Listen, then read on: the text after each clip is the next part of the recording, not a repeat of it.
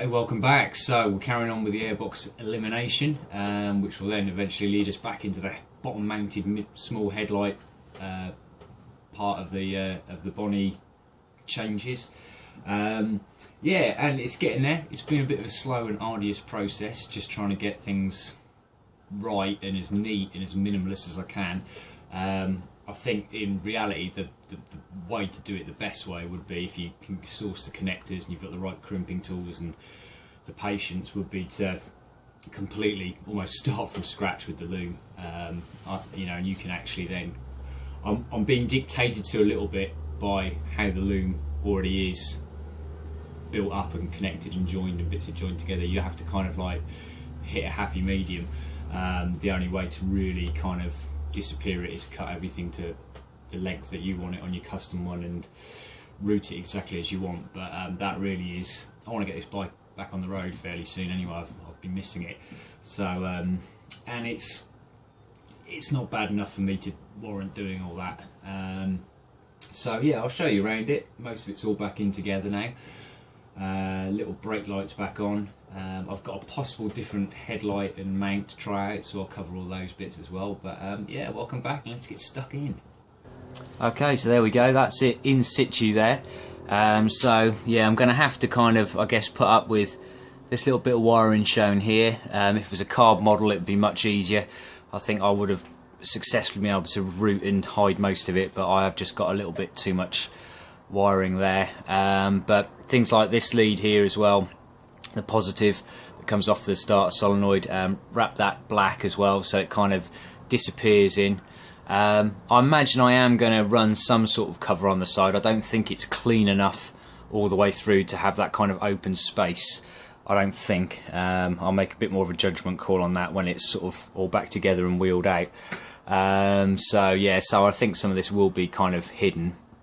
If it was all a bit more encased, I'd be a bit happier with it, you know, this kind of covered up maybe with a bigger box, but you know, there we go. But overall I'm very happy with it. It's just a bit lighter, cleaner and more minimal.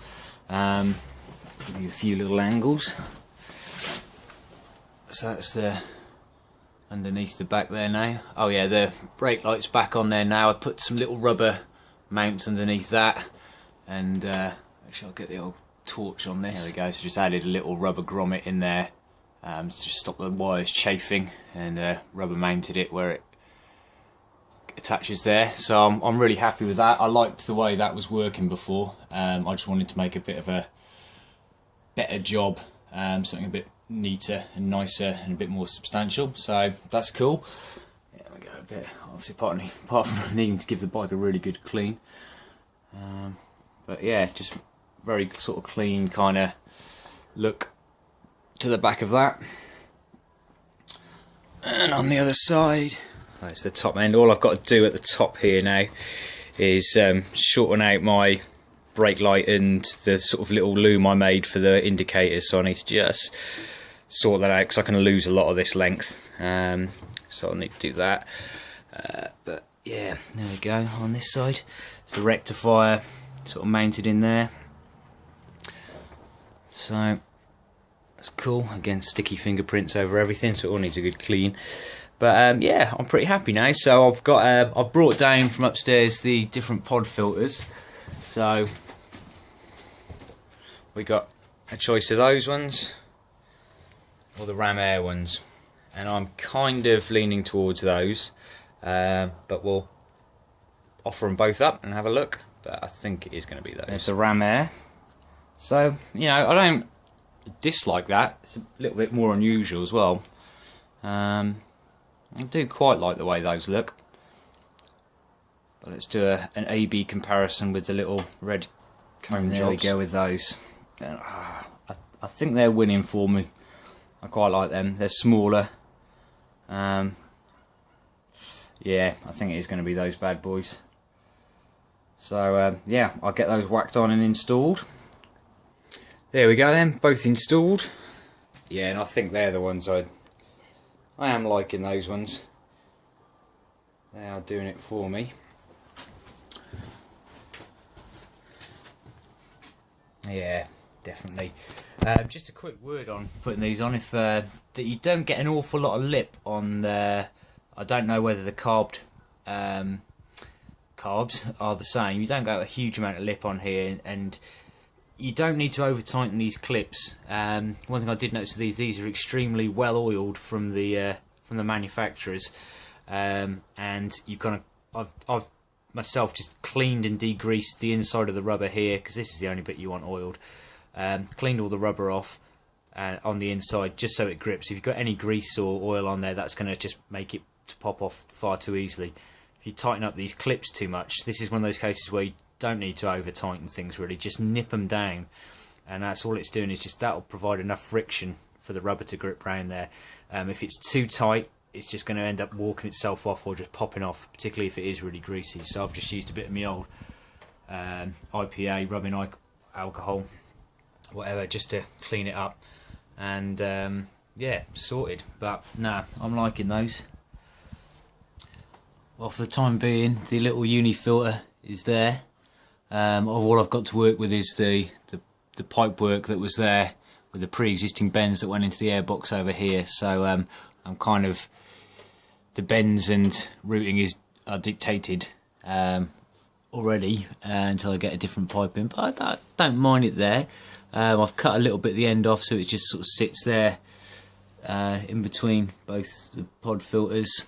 I'd probably put a cable tie through the bracket there just to make sure it doesn't flap around too much, but I think that will do the job. I've read a little bit about people saying getting it higher so you don't get any oil misting, but there hasn't really seemed to be too many issues with oil misting, so that's just something I can keep an eye on. But it's easy enough to reroute it, but that's where she'll stay. Oh, just a minor little tweak on this actually. I've been looking at it again a bit more, and I think I'm going to utilise the bracket or the hole on the uni filter there. That'll actually, on the well, these are obviously the sort of fake carb bowls, so that's really, there's nothing there. So I've taken the screw out on the inside one there, like that one, and I'll just get a longer Allen bolt and then Allen screw, and just mount it attached to there, and that will hold it up higher between the two pod filters out of the way there, which I think is a neater, cleaner solution.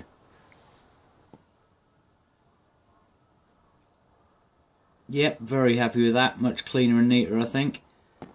There you go. So that's all good. Okay, so I've got most of the loom routed now with a lot of the connectors under here. This is just what's going to be heading towards the headlight. Obviously that's not going to be long enough, so I'm going to need to extend that. Incidentally, that's the other headlight and a slightly different bracket I thought I'd try out.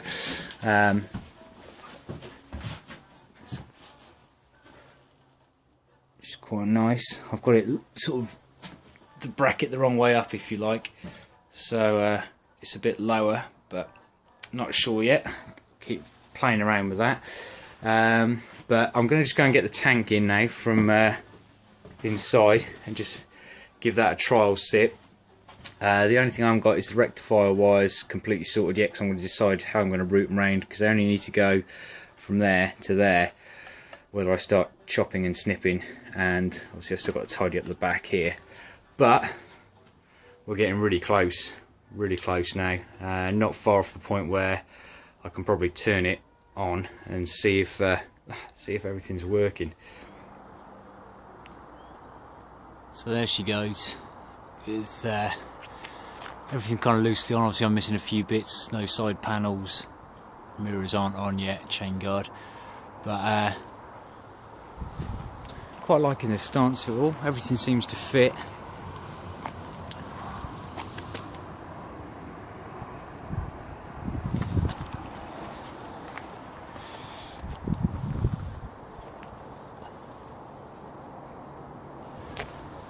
So yeah, I've got a bit of work to do with this, even though this isn't going to be the permanent light, just to kind of sort it out. Don't like this blue dot, a few other bits and bobs.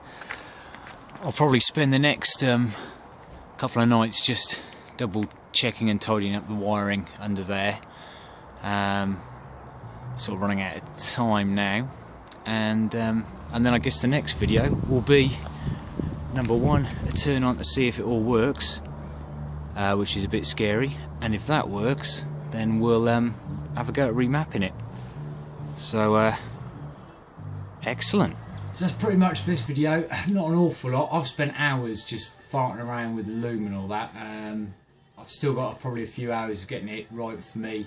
From the handlebar switch area and just that bit under there, I reckon I can get that really nice and neat so it just doesn't look too bunched and cable tied together.